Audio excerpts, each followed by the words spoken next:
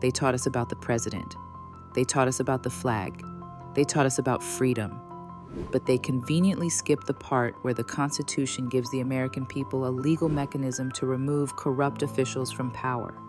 Yeah, that part.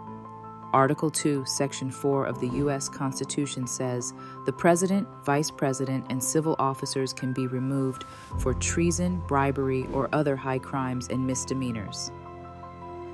Now here's where it gets spicy. The founders intentionally didn't limit impeachment to only criminal convictions. Historical constitutional records show the phrase, high crimes and misdemeanors, was designed to address abuse of power, betrayal of public trust, corruption, and conduct dangerous to the republic itself. Translation: a politician doesn't have to rob a bank on live stream to become impeachable. The framers were terrified of authoritarian behavior, y'all.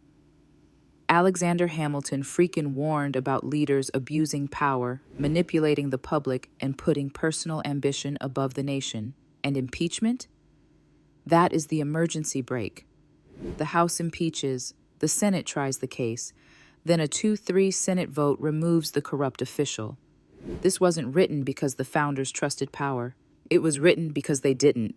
That's why checks and balances matter. That's why no one is supposed to be above the law. And that's why democracies collapse when citizens stop paying attention. The Constitution isn't a decoration. It's an instruction manual. And if Americans don't read it, someone else will reinterpret it to rob you of your rights.